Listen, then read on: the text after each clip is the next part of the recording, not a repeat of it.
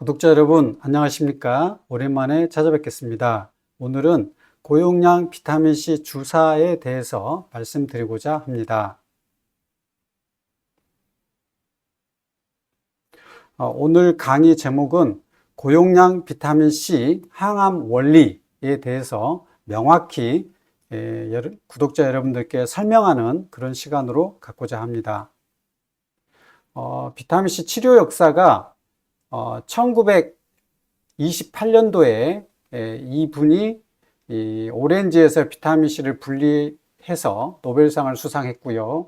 그리고 주사로 비타민C를 사용한 것은 1950년대 이 의사분이 소아마비 치료에 비타민C 정맥주사로 효과적으로 치료했던 최초의 비타민C 주사 치료가 되겠고, 암 환자에게는 1970년대부터 사용했습니다. 그러니까 지금부터 50년도 더 전에 암 환자에게 비타민C 치료를 시작했던 것입니다. 이때 이완 카메런이라는 외과 의사, 그리고 라이너스 폴링이라는 노벨상을 2번이나 타신 이분이 이제 이완 카메런 박사님, 외과 의사고, 이분이 그 라이너스 폴링 화학자, 노벨상을 2번이나 타신 분입니다.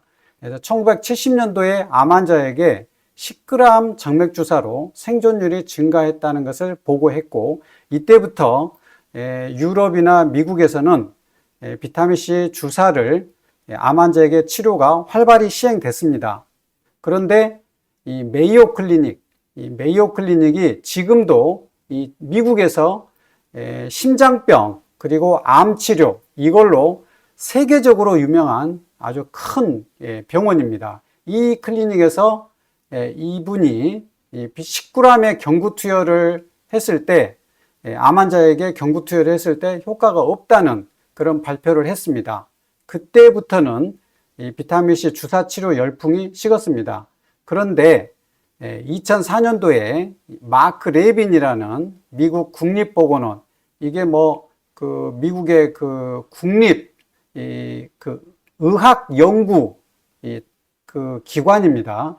여기에서 근무하는 이 마크 레빈이라는 분이 이 경구투여와 주사투여는 혈중 농도가 너무나 큰 차이가 있고 주사 치료만 항암 효과가 있다는 것을 발표했습니다. 그러니까 이 1985년도에 이때는 경구투여로 연구를 한 것이라서 효과가 없었다는 것을 이때는 몰랐지만 2004년도에 이 마크 레빈이라는 분이 그 차이를 밝히고 주사 치료가 효과가 있다는 것을 발표한 것입니다.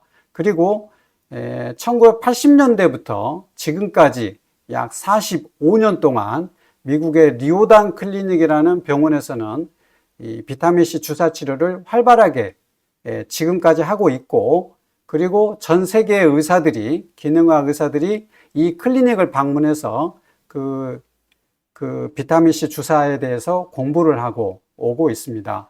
그리고 우리나라에서도 고신의대 최종순 교수님께서 비타민C 유방암 환자의 그 비타민C를 투여를 해서 재발을 얼마나 하는가, 이 논문을 2014년도에 발표를 하셨는데, 투여한 기록이 2006년도에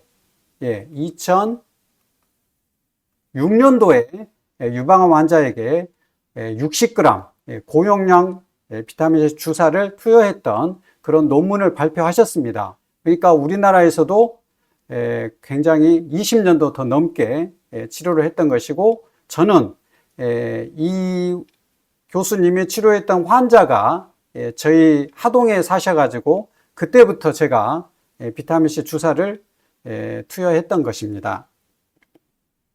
이 메이오 클리닉에서 그때 발표한 이후로 그 메이오 클리닉에서는 그러면 효과가 없으니까 전혀 관심이 없었는가? 그렇지 않고 그 이후에도 이 병원에서는 비타민C 주사 투여에 대해서 연구를 했습니다. 그리고 이런 항암 치료의 부작용을 감소하고 삶의 질을 개선하고 피로를 감소하고 산화, 항산화 균형을 조절하고 이런 비타민C의 효과에 대해서는 확실하게 인정을 했습니다.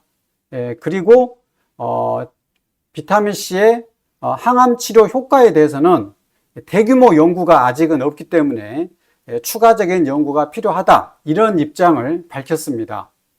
그리고 미국에서 암 환자에게 고용량 비타민C 주사 연구 및 치료 중인 병원들은 미국 국립보건원, NIH, 그리고 미국 캔자스 의과대학 병원, MD 앤더슨 병원, 아이오와 의과대학 병원, 이런 유수의 이런 대학병원 및 국립보건원에서 지금도 치료를 하고 연구도 하고 있습니다. 그리고 우리나라에서도 고신대 의대나 분당차병원, 이런 병원에서는, 이런 대학병원에서는 활발히 치료를 하고 있습니다. 이 마크 레빈 박사님이 그 2004년도에 그 논문에는, 여기 보시면 이 18g의 비타민C를 IV로 투여했을 때 혈중 농도가 7mm몰이 나옵니다. 7mm몰. 그리고 18g을 경구 투여를 하면 0.1mm몰이 나옵니다. 차이는 100배입니다. 100배. 70배입니다. 70배. 70배요. 그러니까 경구 투여와 주사 투여는 똑같은 용량을 투여했을 때 무려 이렇게 큰 차이가 보인다는 것입니다. 그리고 100g을 투여했더니 16mm몰이 나왔다는 이 그래프가 있습니다. 근데 2004년도에는 비타민C의 농도 측정하는 장비가 약간은 정확하지는 않아서 지금은 훨씬 더 높은 농도가 나오는 것으로 되어 있습니다. 비타민C의 혈중 농도는 50 마이크로몰 정도 나옵니다. 50 마이크로몰. 그리고 이 눈의 수정체에서 1800, 그리고 뇌하수체가 2800, 그리고 부신이 2300, 이렇게 높고, 가장 높은 데는 이 림프구입니다. 림프구 3800입니다. 우리 몸에서 가장 높은 혈중 농도를 가진 것은 3800 림프구입니다. 이 혈장 농도에 비하면 거의 100배 가까운 차이를 보입니다. 그 말은 이 모노사이트, 이 단핵구, 그리고 호중구, 이런 이 백혈구들은 대부분 다 높은 혈중 농도를 보이는데, 그것은 비타민C가 이 백혈구가 기능을 할 때 필수적으로 필요하다는 그런 의미가 됩니다. 그래서 백혈구가 세균, 또 바이러스에 감염된 세포, 또 암세포, 이것들을 사멸시킬 때 비타민C가 충분히 있을 때 효과적으로 이런 백혈구의 기능을 할 수 있다는 그런 연구는 이미 명백히 밝혀져 있습니다. 그래서 비타민C의 혈중 농도가 우리가 채소나 과일 같은 음식을 섭취했을 때는 보통 50 마이크로몰, 50 마이크로몰 정도 되고, 우리가 비타민C를 경구제로 고려온단 비타민C 이런 거 먹으면 보통은 100 마이크로몰, 2배 정도 올라갑니다. 그리고 주사 투여를 하면 투여 용량에 따라서 다르지만 최대 3만 마이크로몰, 이게 30mm몰에 해당됩니다. 그래서 이 음식으로만 비타민C를 먹었을 때와 고용량 비타민C의 최고 농도를 비교하면 무려 600배, 600배 차이가 납니다. 이렇게 경구 투여와 비교해도 300배 차이가 나는 거죠. 그래서 우리가 경구와 주사 투여는 혈중 농도에서 큰 차이가 있고, 높은 혈중 농도일 때 가장 높은 그 암 치료 효과가 나타난다는 것입니다. 그리고 암 치료 효과는 이 활성산소를 이용한 효과가 상당히 큰 걸로 되어 있고, 이 활성산소의 대표적인 것이 이제 슈퍼옥사이드, 이런 산소 라디칼인데, 과산화수소, 그리고 하이드록실 라디칼, 이런 세 가지가 있는데, 이 하이드록실 라디칼이 이 펜톤 반응에 의해서 생성된 것이고, 가장 강력한 이 활성산소다. 그리고 과산화수소는 독성이 낮고, 그리고 슈퍼옥사이드는 중간 정도 독성이 있습니다. 아무튼 이 비타민 C가 암 세포를 사멸시키는 효과를 낼 때 여러 가지 기전 중에서 활성산소를 이용하는 효과가 상당히 있습니다.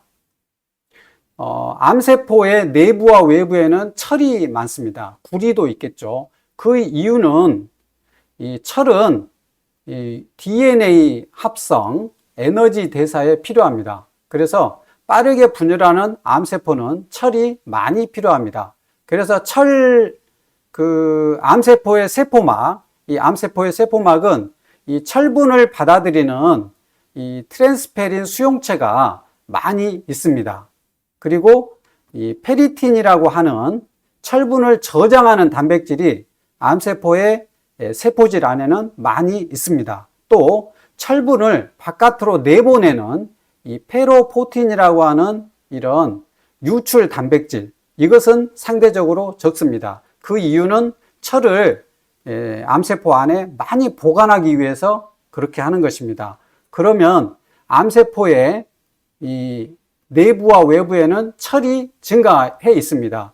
이 철이 이 펜톤 반응을 일으키고 하이드록실 라디칼을 생성해서 이것에 의해서 암세포가 사멸하는 그런 효과가 되겠습니다. 이 페롭토시스라고 합니다. 페롭토시스. 한글로는 철의존성 세포사멸. 이 펜톤 반응에 의해서 일어나는 페롭토시스인데요. 이게 이가철입니다.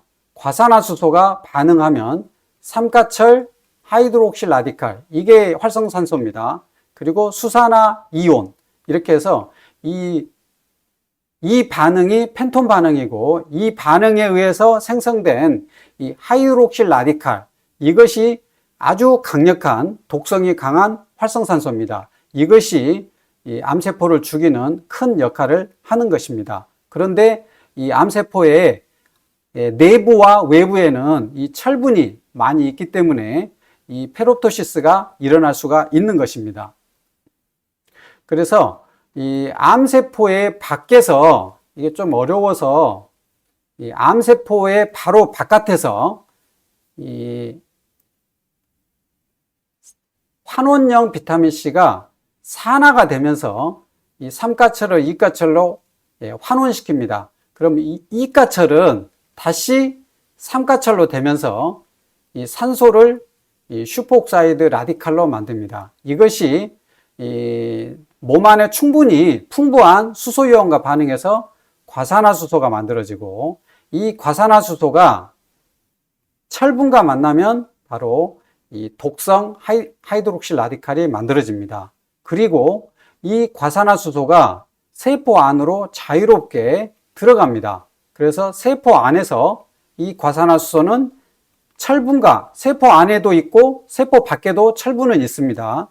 세포 안에 철분과 만나서 이렇게 하이드록실 라디칼이 만들어지고, 이것이 세포 안에 어느 부위든 손상을 줘서 암세포를 사멸시키는 효과가 나타나는 것입니다. 이것이 그 펜톤 반응에 의한 이 페롭토시스, 세포 사멸하는 효과입니다.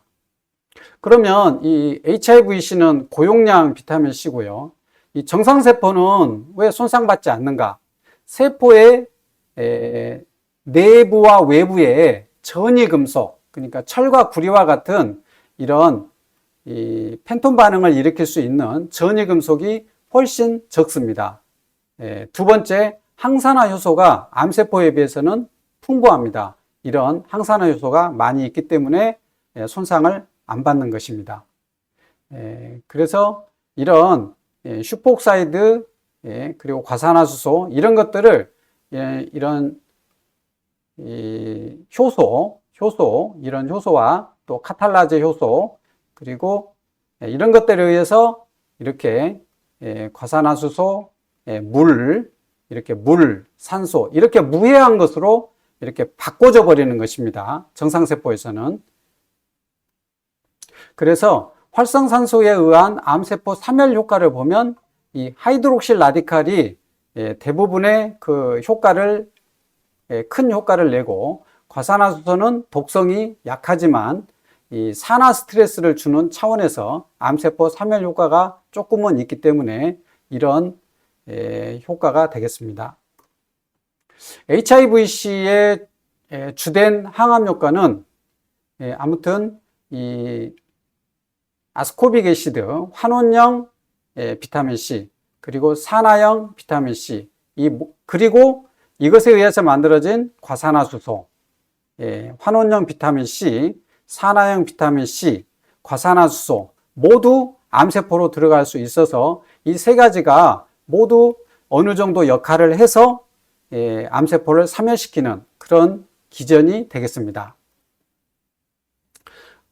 건강한 사람과 이 암 환자에게 비타민C 고용량 주사를 주었을 때 이렇게 용량별로 혈중 농도를 비교했더니 보통 2시간, 주사 시작할 때부터 2시간 후에 가장 높은 농도를 나타내고 100g 또는 75g을 줬을 때 거의 한 450mg/dL입니다. 이것은 미리몰로 하면은 25mmol 정도 됩니다. 그래서 75나 100 정도일 때 가장 높은 농도를 나타내고 1g, 5g 줬을 때는 아주 약한 농도를 나타내는 것을 볼 수 있고, 암 환자도 비슷합니다. 높은 혈중 농도 비슷하게 정상인과 똑같이 비슷한 혈중 농도를 보일 수 있습니다. 이렇게 해서 간단하게 제가 그 비타민C 고용량 주사가 활성산소를 이용해서 암세포를 사멸하는 효과가 있다 라고 말씀을 드렸는데요. 이렇게 말씀을 드렸는데요. 그 에너지 고갈을 시키는 그런 기전도 있고 또 다른 기전도 있습니다. 하지만 큰 기전은 활성산소에 의한 세포 사멸 효과가 큰 것입니다. 제가 이렇게 말씀드리고 또 다음에도 비타민C 고용량 주사의 항암 효과에 대해서 말씀을 드릴 건데요. 암 환자들이 지금도 주된 그 항암제는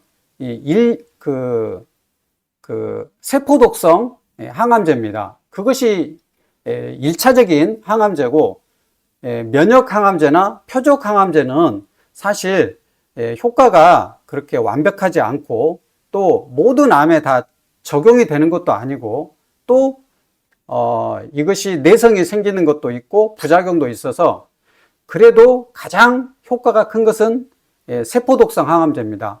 그런데 이런 세 가지 표적 항암제, 면역 항암제 모든 걸 다 하더라도 이런 3기 또는 4기, 말기 이런 진행된 암 환자에서는 그렇게 완벽한 효과를 내지 못한다는 것입니다.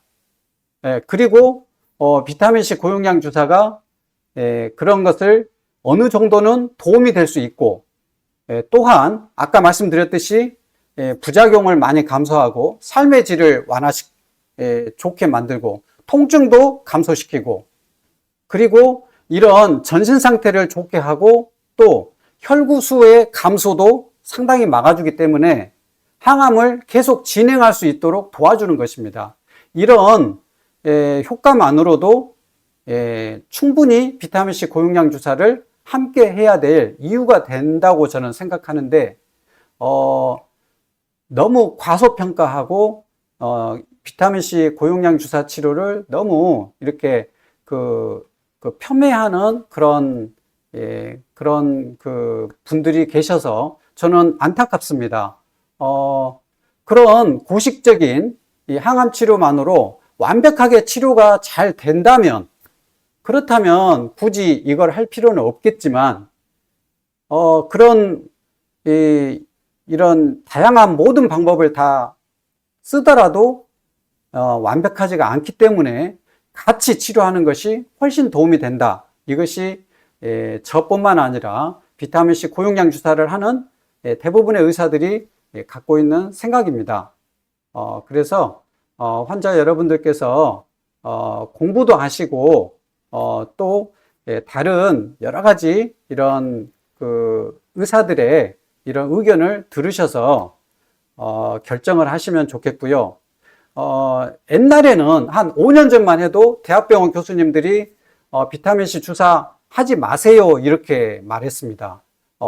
항암 치료에 방해가 될 수 있습니다. 이렇게 말씀하셨는데 요즘에는 그거는 환자분이 그냥 결정하십시오. 저는 그냥 참견하지 않겠습니다. 이런 쪽으로 상당히 분위기가 바뀐 것이 사실입니다.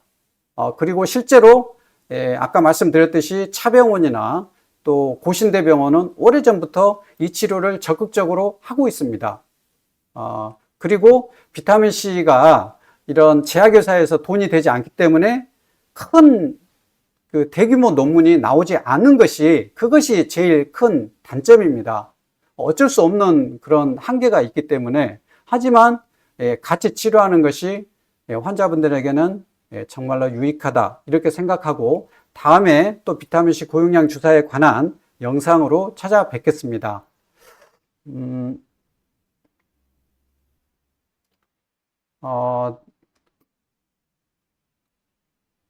운동 꼭 하시기 바랍니다. 제가 하프 나가서 2시간 11분 했는데요. 저같이 약골인 의사가 정말로 운동에 목숨 걸고 해서 이렇게 됐습니다. 운동이 항암 치료의 효과가 아주 좋습니다. 정말로 운동에 목숨 걸고 암 환자분들은 하셔야 됩니다. 네, 수고 많으셨습니다. 이상으로 오늘 영상을 마치겠습니다. 감사합니다.